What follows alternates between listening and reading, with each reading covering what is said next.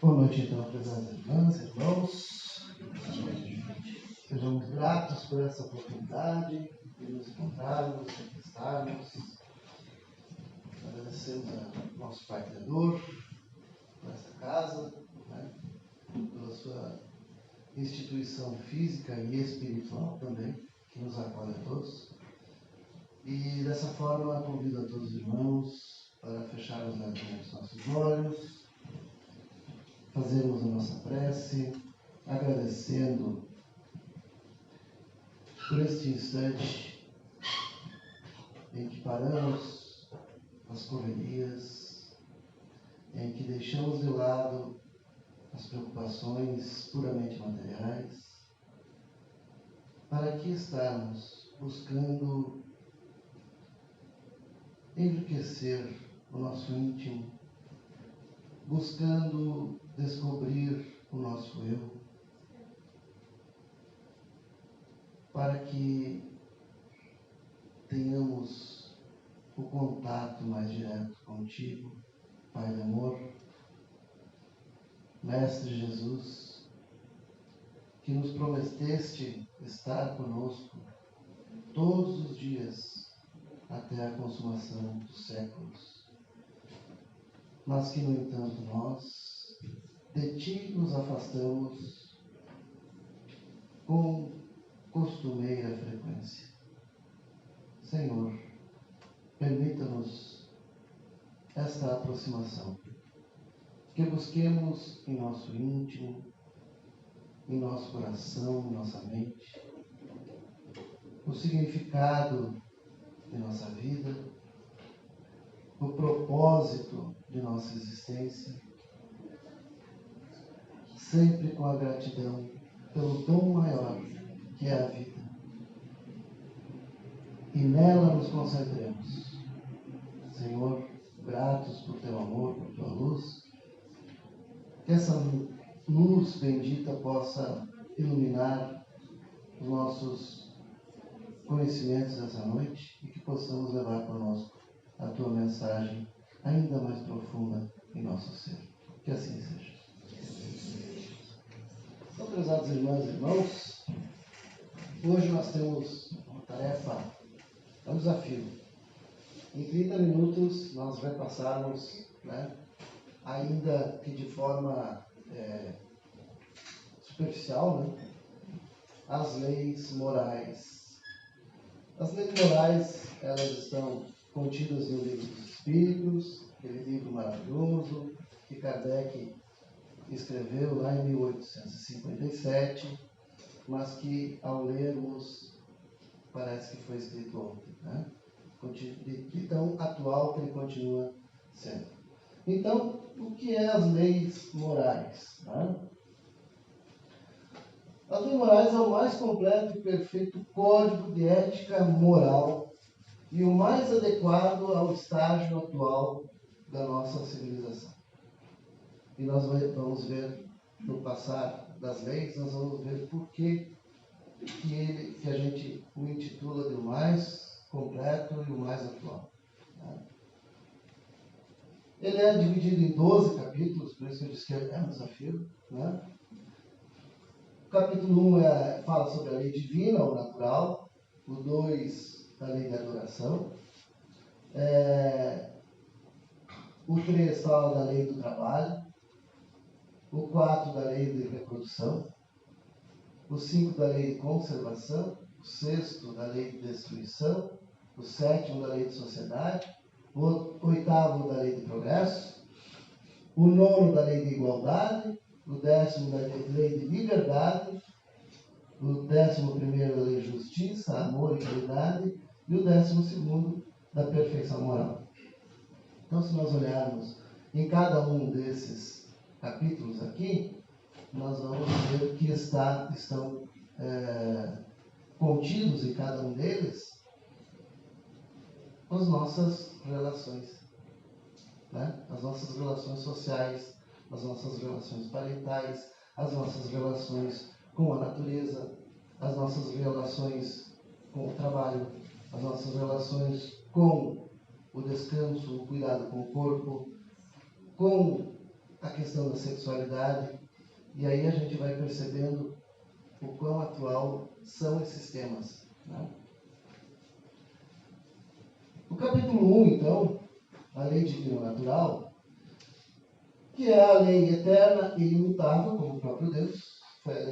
Essa lei foi criada por Deus, sendo criada por Deus, ela também é eterna e imutável, como assim o é Deus. É a única verdadeira para a felicidade do homem, e nós só somos infelizes porque desta lei ainda não nos aproximamos de forma efetiva. Todos a conhecemos, mas nem todos a compreendemos. Por que todos a conhecemos? Porque ela está escrita em nossa consciência. Tá? Então ela não está escrita numa tábua, não está escrita num livro, não. Está na consciência de cada um de nós. Nós nascemos já com esse código impresso em nós. E aí, aos poucos, nós vamos evoluindo, e aí vamos descortinando dentro de nós, vamos descobrindo dentro de nós essa lei. Indica-nos o que devemos ou não fazer. O bem e o mal, o certo e o errado. Né? Está escrito em nossa consciência. Já temos essa consciência. E, por fim, então, está escrita em nossa consciência. Capítulo 2, a lei de adoração, tem o objetivo de elevar o pensamento a Deus. O que é adorar a Deus? Né? Parece uma coisa simples, mas nós ainda temos muitos de nós aí, né, que não aprendemos ainda o que é adorar e como adorar a Deus. Ainda criamos milhares de subterfúgios que, na verdade, nada mais são, às vezes, do que coisas externas. E a adoração é um ato intimista. Então, elevar o pensamento a Deus pela adoração, a alma humana aproxima-se de Deus. A verdadeira adoração é a do coração. Não precisa de simulacro material, não precisa de ídolo, não precisa de imagem, não precisa de rituais, não precisa nada disso.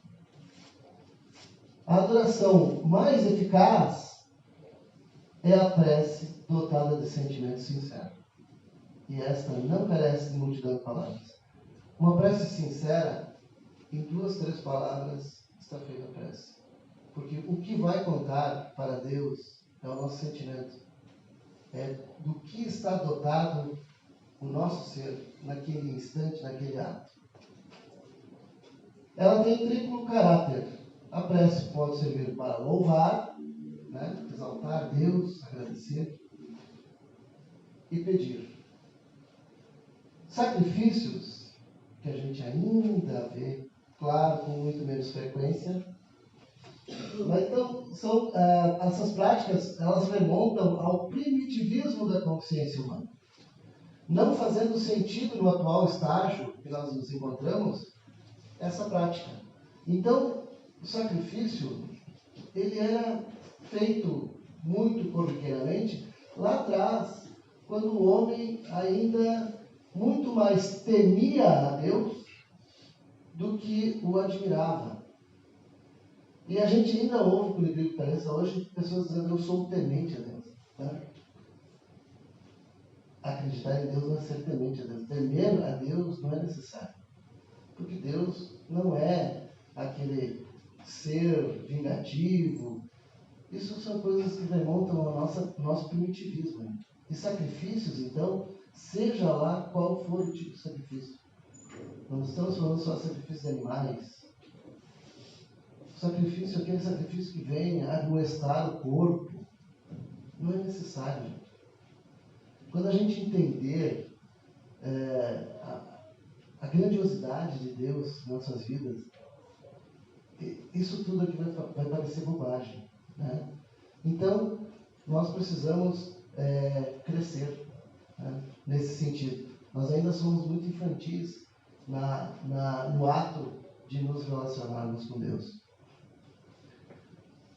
A lei do trabalho, capítulo 3, é uma lei da natureza, uma necessidade.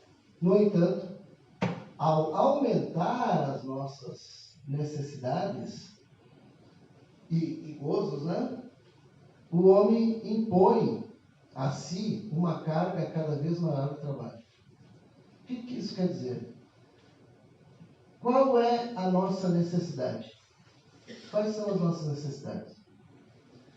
Quando nós entendermos quais são as nossas necessidades, nós vamos verificar que nós não precisamos, quando eu falo nós, é o mundo, não precisa de muita coisa que hoje a gente se apega, e por esse apego e por essa necessidade que não é real, nós acabamos subjugando a nós uma carga de trabalho muito maior. Porque tudo aquilo que a gente adquire nos traz um custo, não é? Quando a gente troca um carro por um carro mais novo, ele não traz consigo um custo maior? Um custo maior, manutenção mais cara, necessidade do seguro, seguro é mais caro. Não é? A gente não tem que trabalhar mais para ganhar mais dinheiro para manter aquele bem? Às vezes aquele anterior estava nos servindo muito bem, nos dava menos despesa, a gente tinha que trabalhar menos. E aí a gente, não contente, já 6 meses depois, aquele carro que era novo, que era espetáculo, que a gente, 6 meses depois, a gente já está acostumado a ele, a gente já está pensando no próximo. E o próximo sempre é superior, não é? E assim é com tudo, é com a casa, a gente está sempre em busca de coisas maiores, muitas vezes para suprir um vazio que a gente está criando lá atrás. O vazio que nós estamos criando aqui, ó, em não termos esse contato, essa ligação com Deus. A falta de termos uma ligação com Deus, a falta de adorarmos a Deus. O que é adorar a Deus? Quando eu acordo pela manhã e eu agradeço a vida, quando eu acordo pela manhã e eu me dou conta de que eu estou vivo e que eu estou tendo uma grande oportunidade, eu acabo agradecendo, sendo grato a Deus. E dessa forma, eu me aproximo dele. Mas quando eu acordo pela manhã e eu reclamo porque eu queria ter uma vida diferente, porque eu queria ter um trabalho diferente, eu acabo criando para mim necessidades. Tá? Então, a gente precisa aprender a nos relacionar com o nosso Pai Criador. Como? Sabendo o limite das nossas necessidades. Toda ocupação útil é trabalho. Então, trabalho não é só aquele remunerado, que a gente acorda todo dia, vai lá, bate o ponto, trabalha e recebe no determinado dia do mês. Todo trabalho útil é trabalho. Toda ocupação é trabalho. Quando nós estamos fazendo algo de útil, de bom para o próximo, isso é trabalho. E às vezes vai nos dar uma satisfação muito maior que a gente nem imaginava. É da natureza que os filhos trabalhem para sustentar os pais quando necessitados, tanto quanto os pais para com os filhos. Então, vejamos o quão atual é essa questão. Porque hoje o que a gente vê é muito filho abandonando o pai, muito pai abandonando filho. Isso lá em 1857, os espíritos já traziam a Kardec, né, algo que hoje, 150 anos depois, ou mais, né, ainda estamos precisando entender e cumprir isso aqui. O repouso é uma lei tanto quanto o trabalho. Então, se existe a lei do trabalho, existe a do repouso. E a gente tem que saber o limite de um e de outro. Quando a gente não entende esses limites, se instala o desequilíbrio. Repousar demais não é bom. O indivíduo que repousa demais está sobrecarregando a outros. E o que trabalha demais, este está descuidando da sua saúde, da sua família, do repouso. O limite do trabalho e do repouso é o das forças. Deus nos deixa o direito de escolha e o dever do resultado. Então a gente pode escolher trabalhar 12, 14 horas por dia para poder conquistar todos aqueles bens que a gente acha que vai suprir a nossa carência e que depois de conquistado vai descobrir que não supriu, que precisa de mais coisa. E isso é um círculo vicioso. Mas o resultado virá de uma forma ou de outra. Pela família que vai se queixar, que vai ficar ressentida, pela saúde do corpo que vai ficar abalada, algo vai gerar um desequilíbrio. Então a gente tem que ter cuidado. Não é porque o trabalho é algo digno e que eleva o homem que ele não tem seu limite. A lei de reprodução, ela é indispensável à perpetuação da espécie. Ponto. A reprodução permite que a nossa espécie, que o nosso tipo de vida existente nesse planeta. Por que nesse planeta? Porque em outros planetas, outros mundos, pode ser que a reprodução se dê de uma forma diferente. Mas aqui, ela é indispensável para a perpetuação da espécie. O equilíbrio está em Deus. Os abusos são por força dos desmandos do homem. Então, não é porque o sexo é uma lei de reprodução que a gente vai usar e abusar dessa lei. O uso e abuso da força sexual traz sérios desequilíbrios espirituais para a posteridade. E a gente está vendo aí. Muitos dos desequilíbrios que a gente vê hoje aqui foram causados em outras encarnações, em outras vidas. Não nos enganemos. Algumas raças evoluem e outras desaparecem, em conformidade com o equilíbrio garantido por Deus. No entanto, apenas no campo físico e biológico, pois, espiritualmente falando, os espíritos são os mesmos. Ou seja, não é porque algumas raças desapareceram que o espírito que as habitava desapareceu também. Então desaparece o quê? A constituição física muda, evolui, se adapta, desaparece, né? Vem de Darwin. Mas isso não vale para o espírito.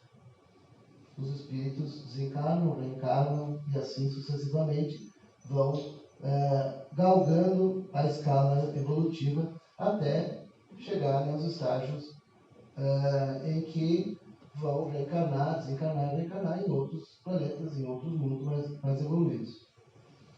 Obstáculos à reprodução vão em sentido contrário à lei geral. E, quando aplicados para a satisfação sexual, denotam a predominância da matéria sobre o espírito. Então é isso que nós estamos vendo hoje, né? Nós estamos vendo aí um abuso do sexo. Isso é do quê? É da predominância da matéria sobre o espírito. Isso já fala muito sobre nós.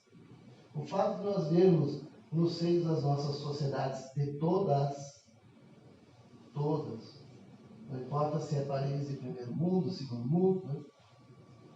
Todos nós vamos encontrar isso aqui. E vamos encontrar o abuso do sexo.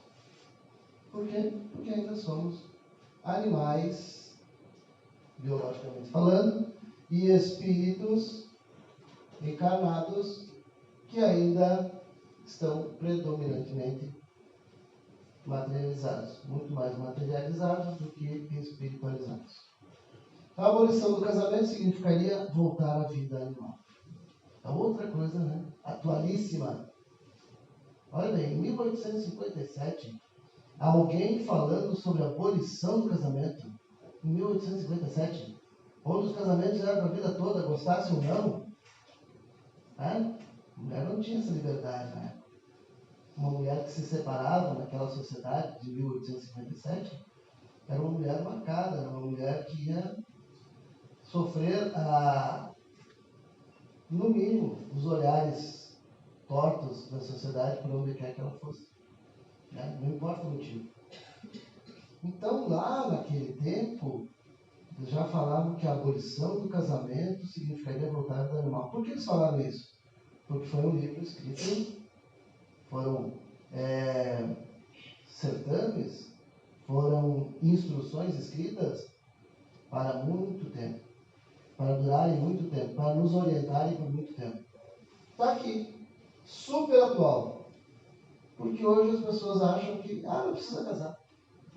Só. Né? E a banalização também, muito grande, né? Casa, não precisa casar. Se não der certo, você para. Então é mais fácil fazer um julgamento um pouquinho mais apurado, se conhecer melhor, ter um pouquinho mais de paciência, né?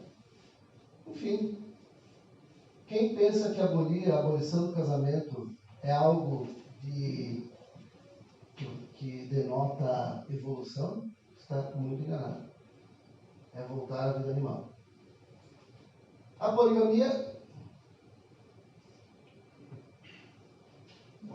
poligamia não se justifica perante a lei de Deus, pois que as uniões devem dar-se por afeições sinceras. Poligamia em 1857?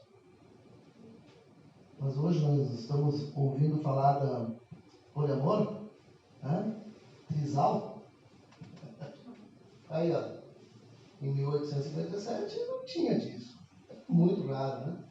Não na sociedade francesa, onde Kardec pertencia. Mas ele não estava falando para aquela época, estava falando para as vindouras. Capítulo 5, lei de conservação. Conservação é instintiva em todos os seres vivos. Em uns é maquinal, raciocinado em outros. Então, no nosso caso, a lei de conservação, na maior parte dos nossos atos, a lei de conservação ela é raciocinada. Nos animais, ela é maquinal. Né? Os animais não têm a consciência que nós temos. De instinto de preservação, sim, mas não raciocinada.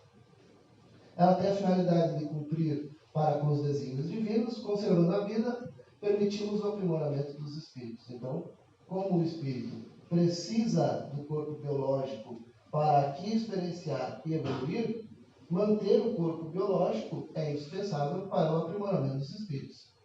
Para toda necessidade criada por Deus, é dado por Ele os meios de consegui-la. Então, se criou a necessidade de reencarnarmos, Ele também nos deu os meios de conservarmos.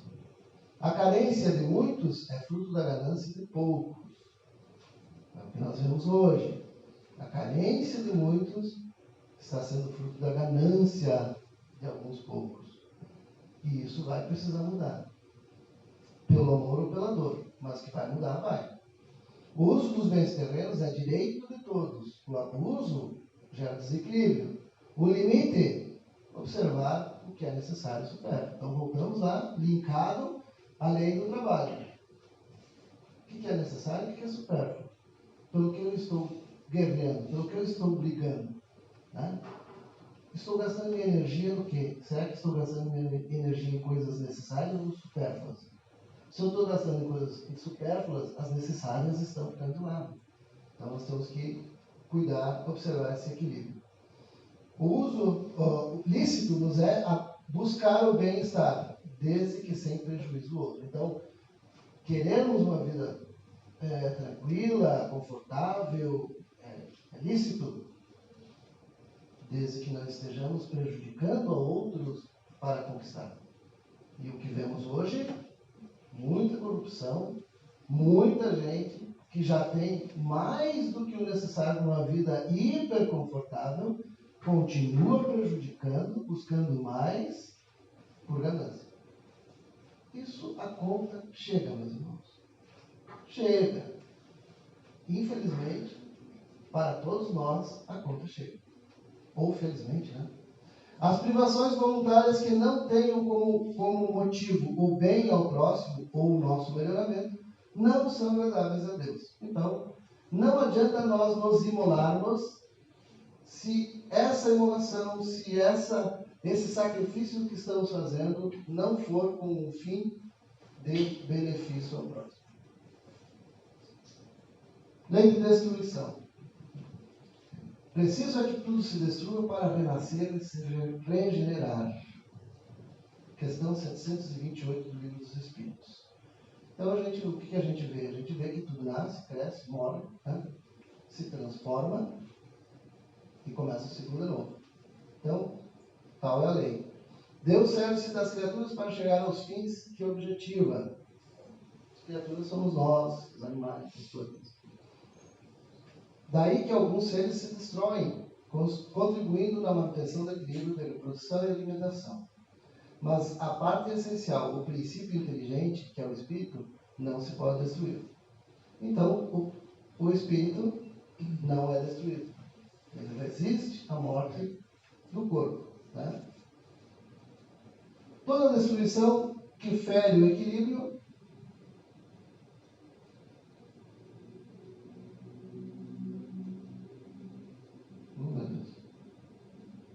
toda destruição que fere o equilíbrio traz consigo as consequências inevitáveis. Então, o que nós vemos hoje? Muita destruição por ganância, gerando desequilíbrio. Resultado, consequências inevitáveis. O que estamos vendo? Clima, né? Clima extremo. Nós estamos vendo isso aí. Agora, essa semana, incêndios, calor excessivo, aí frio excessivo, chuva de mais, chuva de menos. Quem causou isso? Nós, né? Destruição, mas não é a destruição natural, é a destruição que está gerando desequilíbrio. Cabe ao homem prolongar ao máximo cada uma de suas existências, a fim de completar cada uma de suas missões. Tudo que nós fazemos com a nossa vida, que encurta a nossa estada aqui, é um débito que estamos adquirindo. Comer demais, comer de menos, beber demais, falta de exercício físico, outros vícios, tudo isso, trabalhar demais também, tudo isso vai encurtando a nossa estada. E nós temos uma programação, a gente reencarna com uma programação de X tempo para fazer X tarefas. Quando nós abreviamos esse tempo, nós não completamos todas as tarefas. Resultado, vamos deixando pendências. Depois nós vamos ter que retomá-las com maior dificuldade, né? Vamos demorar mais para evoluir. Então é bom a gente cuidar do corpo e do espírito. Guerras. Lei de destruição também entra a questão das guerras. O que é a guerra? Nada mais que a predominância da natureza animal sobre a espiritual. O que nós estamos vendo? Pessoas irracionais, por puro capricho, causando a morte do seu semelhante. Nem os animais matam sem necessidade. Só o homem. Só o homem é capaz de matar o seu semelhante sem necessidade. Assassínio, grande crime. Interrupção do planejamento feito por Deus. Cada alma reencarnada aqui é um planejamento feito por Deus. Quando nós tiramos a vida do semelhante, nós estamos atentando contra o planejamento de Deus. Nós estamos atentando somente contra aquela criatura. Nós estamos ferindo a lei de Deus. Tá? A gente não se dá conta disso. Duelo, pena de morte. Então são duas coisas. O duelo naquela época de 1857 ainda existia. Hoje não, pelo menos não daquela maneira, né? Ainda, as pessoas ainda duelam por aí, mas não daquela maneira. Pelo menos aquela forma era mais civilizada, né? A de hoje é muito mais brutal, infelizmente. E a pena de morte, né, irmãos? É algo que realmente não... muitas vezes a gente se pega, né, dizendo, não, porque tinha que ter. Mas ela não traz justiça. Não é essa forma de justiça que Deus quer. Tanto que, se nós não temos o direito de abreviar uma vida, porque é um desígnio de Deus, como é que nós vamos aplicar a pena de morte? Tá? Então, essa não é a forma correta de justiça. Lei de sociedade.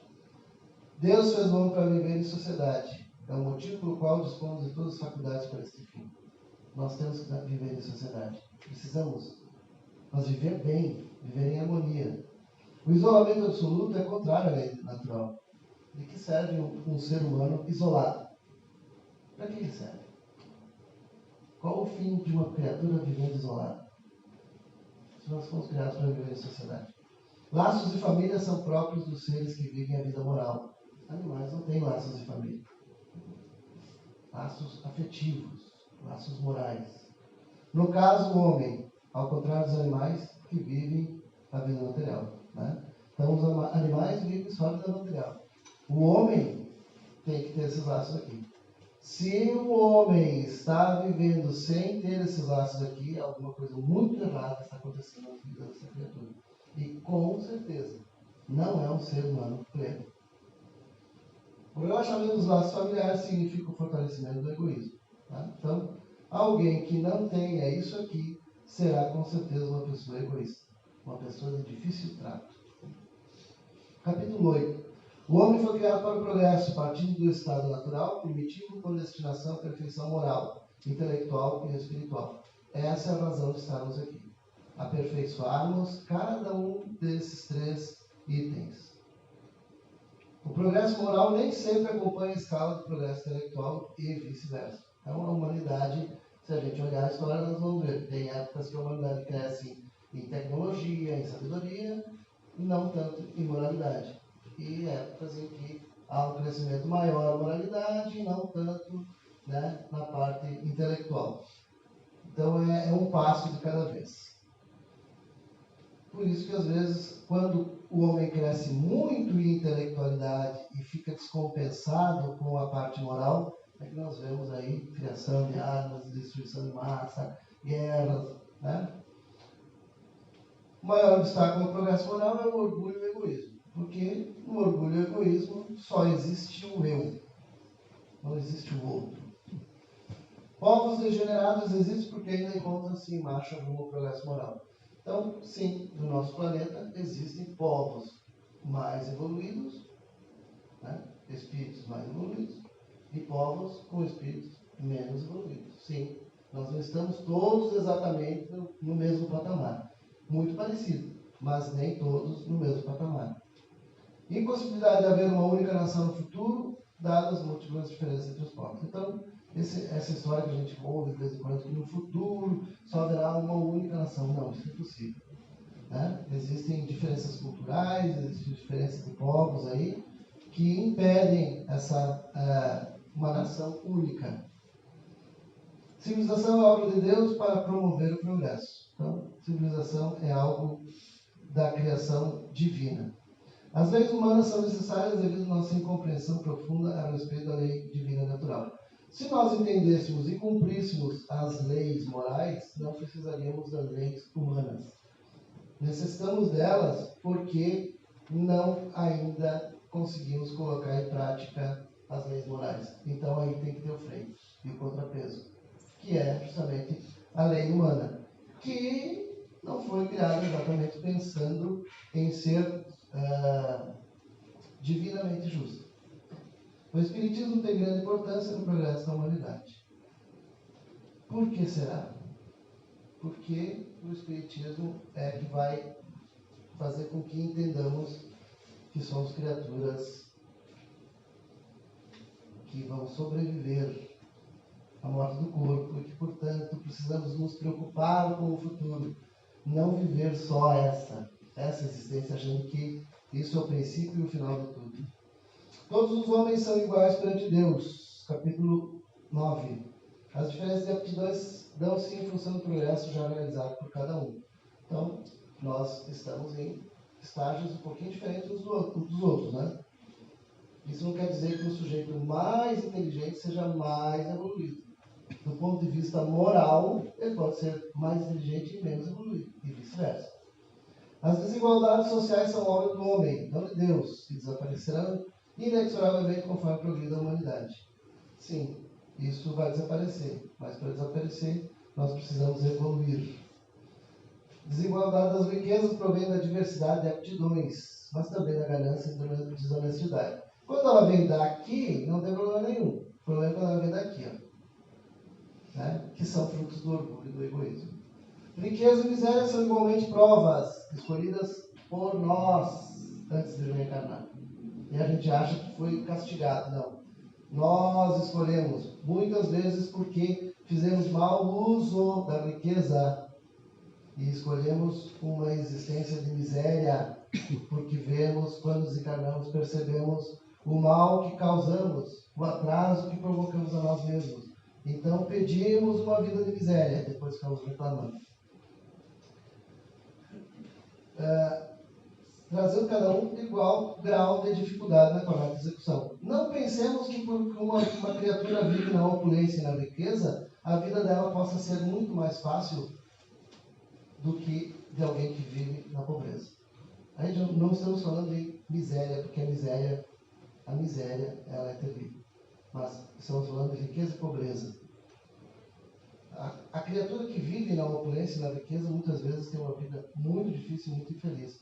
Se não fosse assim, não veríamos muitas criaturas que tinham tudo: talento, sucesso, dinheiro, reconhecimento, cometendo suicídio. O homem e a mulher são iguais perante Deus. Nem precisaria dizer isso, né? Tanto que ambos nascem com os mesmos atributos morais e intelectuais. E nós hoje ainda estamos nessa chorumela de discutir se realmente precisamos respeitar os direitos iguais perante Deus. Isso não precisa ser discutido. Nem deveríamos estar falando sobre isso. Se estamos falando sobre isso é porque ainda estamos pouco evoluídos. Todos são iguais perante o berço túmulo. É verdade. As diferenças são obra do orgulho. Né? Lei de liberdade, todos são interdependentes. Dá-se que liberdade absoluta não é possível. É impossível termos liberdade absoluta. O outro sempre nos colocará um limite. Escravidão é ato contrário à lei de Deus. E ainda vemos escravidão, infelizmente, né, de forma diferente. E vai desaparecer conforme cresçamos moralmente. A liberdade de pensamento porém com responsabilidade perante Deus, o único conhecedor de nossas aspirações. Então estamos falando muito de liberdade de pensamento e expressão, né? Mas liberdade de pensamento e expressão não é liberdade para ofender, para agredir, e as pessoas estão confundindo isso. Muito atual. Liberdade de consciência é um dos caracteres da verdadeira civilização e do progresso. Também estamos discutindo a questão de liberdade de consciência. Somos livres de consciência? Somos, mas temos responsabilidades também sobre a nossa consciência, sobre os nossos pensamentos. Não pensemos que os pensamentos, aqueles pensamentos que ficam só na nossa cachola, que eles não têm implicações. Tem. Por isso temos que orar e vigiar. Livre-arbítrio é consequência da liberdade de pensar, tendo como limitador a vida em sociedade. Fatalidade só existe como sendo resultado da escolha reencarnatória de nossa imprevidência. Então não existe fatalidade. O que existe é imprevidência. 11º, lei de justiça, amor e caridade. Justiça é o sentimento natural que habita o homem, porém, quando misturado com paixões, tem seu sentido alterado. Então, por que a justiça dos homens é falha? Porque mistura-se com paixões. Consiste no respeito de um direito ao direito do outro. Direito de um, direito do outro. É isso, né, que aprendemos desde criança, né? O meu direito termina onde começa o direito do outro. O parâmetro está no que gostaríamos para nós mesmos. O que Jesus dizia? Faça o teu próximo, querias para vós mesmos. Direito à vida, muito atual. É o primeiro de todos os direitos, nada podendo a ele sobrepor. Nada. Direito à defesa da propriedade honestamente adquirida. Também está muito em voga aí, né? Direito à propriedade honestamente adquirida, é direito de todo mundo defendê-la. Direito de posse, observado o real propósito. Qual o propósito da posse? Caridade, é benevolência para com todos, indulgência para as imperfeições dos outros, perdão das ofensas. Essa é a verdadeira caridade. E por último, capítulo 12, perfeição moral. A virtude mais meritória é a caridade desinteressada. Aquela que a gente faz pelo prazer de ajudar. Verdadeiramente, o homem de bem é o que pratica a lei de justiça, amor e caridade na sua maior pureza. Sem interrogar a própria consciência sobre os atos que praticou, perguntará: se não transgrediu essa lei, se não fez o mal, se fez todo o bem que podia, se ninguém tem motivos para dele se queixar, enfim, se fez aos outros o que desejaria que ele fizesse. Essa é a pergunta que nós deveríamos fazer toda noite antes de colocarmos a cabeça no travesseiro. Irmãos, agradeço, corremos, como eu disse, era um desafio, não conseguimos cumprir o horário, vou ter uns bônus horas a menos no plano espiritual, com certeza, para trazer 10 minutos, mas agradeço a paciência de todos vocês e convido-os para a nossa prece e os irmãos trabalhadores para o passe.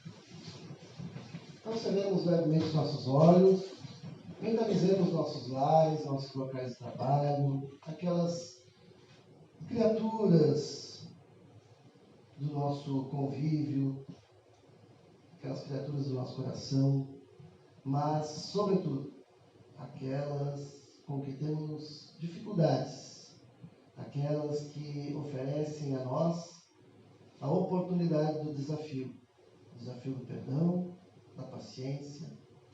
Olhai por elas, Senhor, olhai por nossos lares, por nossos locais de trabalho, por nossa família, olhai por cada um de nós. Auxilia-nos com a tua luz, na vigilância dos pensamentos e na observância dos nossos atos. Envolva-nos em tua paz e tua luz, conduza-nos em segurança no retorno aos nossos lares e que possamos ir pelo caminho distribuindo as boas energias que aqui coletamos. Que assim seja. Que assim seja.